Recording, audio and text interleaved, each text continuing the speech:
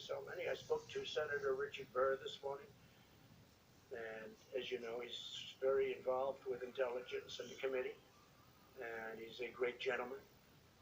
I spoke with Lindsey Graham just a little while ago. In fact, Lindsey Graham is right over here, and he's been very much involved in this subject, and he's a very strong hawk, but I think Lindsey agrees with what we're doing now. And again, there are plenty of other countries that can help them patrol. I don't want to leave 1,000 or 2,000 or 3,000 soldiers on the border, but where Lindsey and I totally agree is the oil. The oil is, so valuable for many reasons. It fueled ISIS, number one. Number two, it helps the Kurds because it's basically been taken away from the Kurds. They were able to live with that oil. And number three, it can help us because we should be able to take some also. And what I intend to do, perhaps, is make a deal with an ExxonMobil or one of our great companies to go in there and do it properly. Right now, it's not big. It's big oil underground, but it's not big oil up top. Much of the machinery has been shot and dead. It's been through wars, but and spread out the wealth. But no, we're protecting the oil. We're securing the oil. Now that doesn't mean we don't make a deal at some point. But I don't want to be. They're fighting for 1,000 years. They're fighting for centuries. I want to bring our soldiers back home, but I do want to secure the oil. If you read about the history of Donald Trump, I was a civilian. I had absolutely nothing to do with going into Iraq, and I was totally against it. But I always used to say, if they're going to go in, nobody cared that much, but it got written about. If they're going to go in, I'm sure you've heard the statement, because I made it when any human being alive. If they're going into Iraq, keep the oil. They never did. They never did. I know Lindsey Graham had a bill where basically we would have been paid back for all of the billions of dollars that we've spent. Many, many billions of dollars. And I hate to say it, it's actually trillions of dollars, but many, many billions of dollars.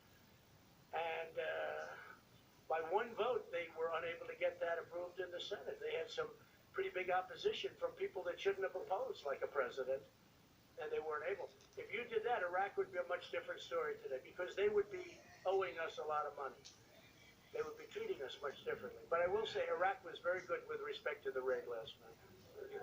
Just to pin down the timing a little bit better here, we got back to the White House around 4:30 yesterday afternoon. Did you immediately go to the situation room? Well, I knew all about this for 3 days.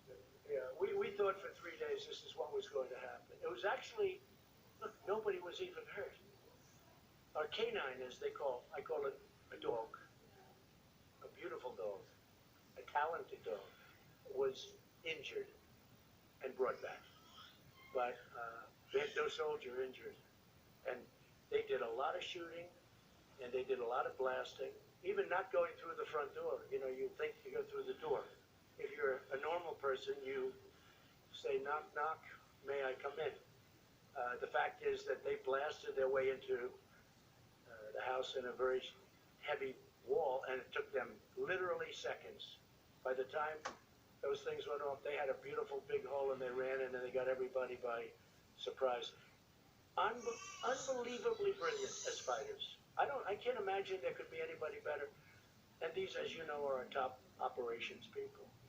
Baghdadi apparently has been in bad health for some time. Was there any indication of that? Well, we don't know that, but he was the last one out, and his people had either been killed, which there were many, or gave up and came out. Because with the 11 children that came out, we were able to do that. We don't know if they were his children. They might have been. But as I said, 3 died in the tunnel. And the tunnel collapsed with the explosion. But you had other fighters coming out also. And they're being brought back. They're right now, we have them imprisoned. Obviously, not whose children they were, but do you remember what time you went into the Situation Room? Well, I started at 5 o'clock. We were pretty much gathered at 5 o'clock yesterday. We were in contact all day long through hopefully secure phones. I'll let you know tomorrow, but nothing seemed to leak, so I guess they were secure for a change. But we gathered more or less at 5. The attack started moments after that. The liftoff started moments after that. Again, the element of attack that they were most afraid of was getting from our base into that compound, because there's tremendous firepower that we were, flying over. And I won't go into it, but you had a very big Russian presence in one area. You had a Turkish presence. You had a Syrian presence. And you're flying low. It's very dangerous. And there were shots made, but we think these were people that were shooting, that were indiscriminately shooting. The helicopters took some shots, but we think that these were people that were just random people that don't like to see helicopters, I guess. Was there any kind of DNA test done or? So that's another part of the genius of these people. They have his DNA, more of it than they want even. And they brought it with them, with lab technicians who were with them. And they assumed that this was Baghdadi. They thought visually it was him, but they assumed it was him, and they did an on-site test. They got